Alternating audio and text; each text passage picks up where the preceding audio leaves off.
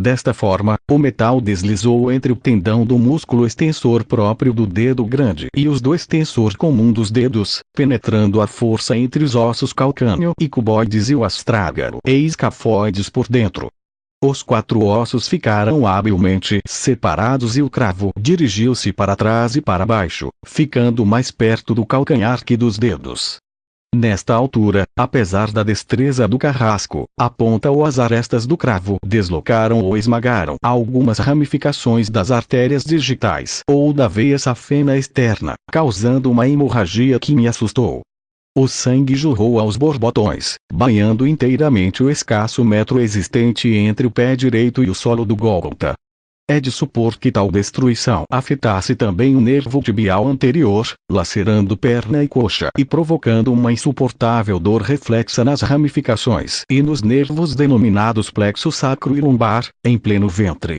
Apesar das horríveis dores, o Galileu continuou consciente.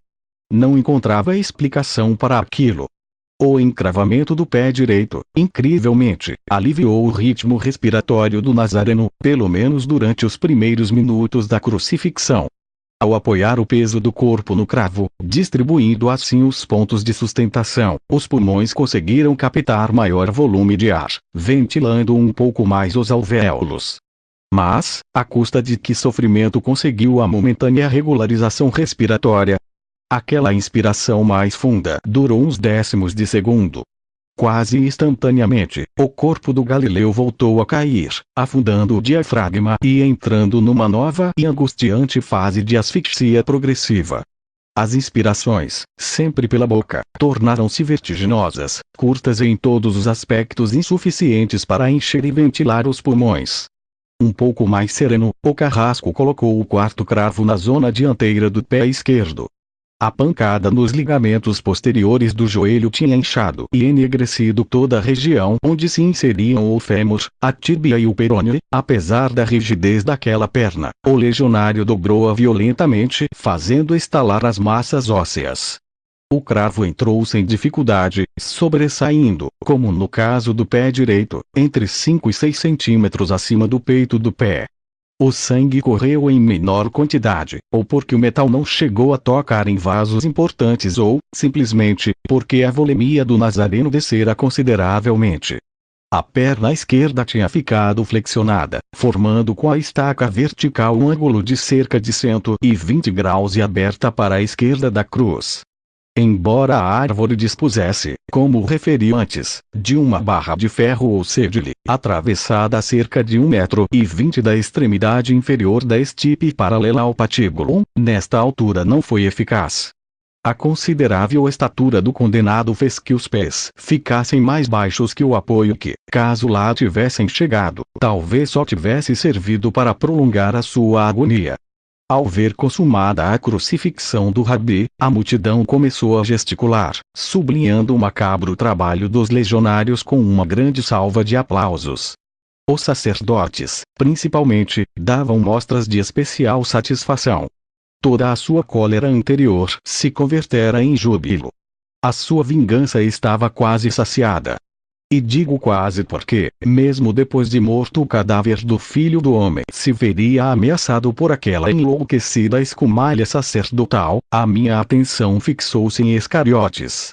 Assim que pregaram o 2º pé do Mestre, o traidor afastou-se da multidão, perdendo-se no caminho poeirento, rumo a Jerusalém. João Marcos desapareceu também da minha vista, pelo que supus que teria seguido os passos de Judas. O triste espetáculo tinha entrado no último ato. Os curiosos começaram a desfilar, retirando-se para a Cidade Santa. Jesus de Nazaré e os zelotas, pregados na direção sul, eram apenas destroços. Pelas 13h30 daquela sexta-feira, 7 de abril, comuniquei a Eliseu o final do duro encravamento. E tanto meu irmão como eu ficamos em silêncio. Um doloroso silêncio.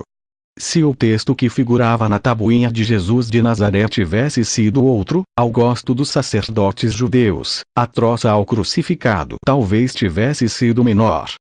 Conto isto porque, a partir do momento em que ergueram o patíbulo na estipe, os risos e os sarcasmos dos que assistiam foram mais frequentes durante algum tempo e, pelo que parece, de acordo com averiguações posteriores, como vingativa compensação pelo conhecido Henri. Ao fracassarem com Pilatos, os juízes tiveram um especial cuidado em intoxicar a multidão, ridicularizando o mestre, por esta forma sutil, tirando seriedade às 3 inscrições, evitar que os testemunhos pudessem tomar a sério o título de rei dos judeus. Assim, voltando-se para a cada vez menos numerosa massa humana, alguns dos saduceus começaram a apontar a cruz do Galileu, exclamando aos gritos: salvou os mais, mas não pode salvar-se a si mesmo. E a multidão aprovou esta nova forma de escárnio com grandes e repetidos aplausos. Dali a pouco, outra voz se destacava entre a turba, perguntando ao Nazareno: se és o Filho de Deus, bendito seja o seu nome, porque não desces da tua cruz? Tal como a patrulha e como eu Jesus pôde escutar estas exclamações, impregnadas da mais cruel e mordaz ironia. Encontrando-se a um escasso metro do solo e a pouco mais de 10 da primeira fila de judeus, não era muito difícil ouvir esses gritos e até as conversas que os legionários tinham entre si no apertado círculo de pedra do Gólgota. Estes, terminada a trabalhosa crucificação, fizeram uma pausa de descanso. O Optio suspendeu o cordão inicial de segurança em volta do promontório, formado, como disse, por 6 soldados, reduzindo vigilância a um primeiro turno de 4 soldados. Cada um deles se postou nos pontos cardeais, rodeando os 3 condenados e os outros legionários do pelotão. Os outros, exceto 2, não tardaram em se sentar a uns 3 metros das cruzes. E contemplaram enfadados como os seus 2 companheiros retiravam a escada de mão, enrolando cuidadosamente a corda e apanhando as diversas ferramentas utilizadas no encravamento. Os preparativos pareciam indicar uma longa espera. Era isto pelo menos o que Longino e os seus homens acreditavam. Na realidade, segundo me informou o centurião, a rendição não chegaria antes do ocaso. Avistas já da tua posição às primeiras frentes do Aboor? As palavras de Eliseu recordaram-me a iminente proximidade do olho do siroco. Protegi a vista com a mão esquerda, fazendo pala e, efetivamente, ao longe, atrás do Monte das Oliveiras, descobri massas pardacentas e oscilantes que avançavam numa frente extensa. O oficial também reparou nas ameaçadoras nuvens de pó e, como bom conhecedor daquele tipo de fenômeno meteorológico, alertou os legionários. A primeira medida de precaução foi verificar a estabilidade das cruzes. As estipes, em princípio, pareciam estar solidamente cravadas nas gretas da rocha.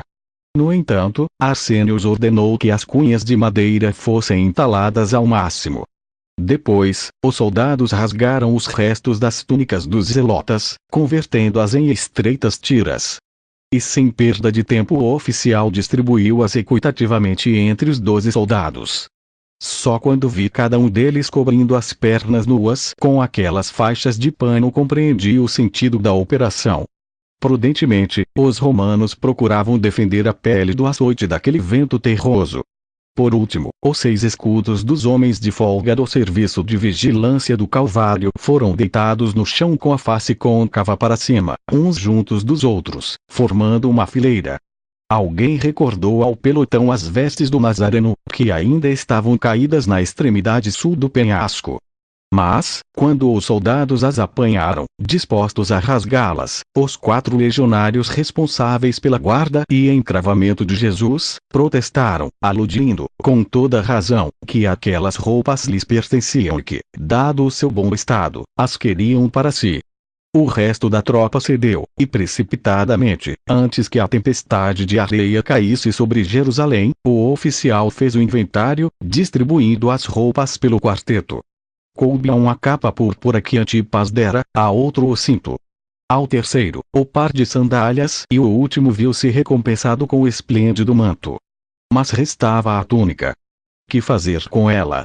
Insistiram alguns na primitiva ideia de rasgá-la, mas o subalterno opôs-se. Apesar do seu aspecto deplorável, cheia de sangue seco, molhada pela água e a urina de Lucílio, suja do pó do caminho e com alguns rasgões à altura dos joelhos, aquela peça de roupa, tecida à mão, merecia um final mais honroso que o de enfaixar as pernas dos romanos. A solução foram os dados. O soldado responsável pelo saco de couro não tardou em voltar para junto do grupo, fazendo chocalhar nas mãos um terço de dados. Formaram um círculo apertado e, um após outro, foram lançando os pequenos cubos de madeira de 2 centímetros de lado pelo chão do patíbulo. Com o uso, as peças tinham perdido a sua primitiva cor branca, bem como o gume das arestas. A sujidade acabara por lhes dar um brilho característico. Os valores de cada face, perfurados por meio de alguma ferramenta em brasa, estavam distribuídos de maneira que sempre a soma dos lados opostos desse 7. Os dados foram lançados. 1, 5, 3, com o primeiro jogador. 6, 3, 4, para o segundo jogador. 1, 3, 5, com o terceiro. E 1, 5, 3, na última jogada. Embora não seja entendido nos chamados mistérios da Cabala, ou Kabbalah, vocábulo hebraico equivalente a conhecimento ou tradição, convido quem possa ler este diário a submeter as sucessivas numerações aparecidas nos dados ao método de conversão utilizado por Cagliostro e que pressupõe uma correspondência entre os números e as letras, segundo os alfabetos hebraico e latino. Filo e fiquei surpreendido com as palavras que parecem formar os números 153, 634, 135, 153, o que ganhou dobrou cuidadosamente a sua túnica enquanto, da multidão, e ouviam frases ferinas contra o mestre. Tu, que querias destruir o templo e reconstruí-lo em 3 dias, salva-te a ti mesmo. Se és o rei dos judeus, interrogavam outros, desce da cruz e acreditaremos em ti. Confiou-se a Deus, bendito seja, para que o libertasse e chegou a pretender ser seu filho,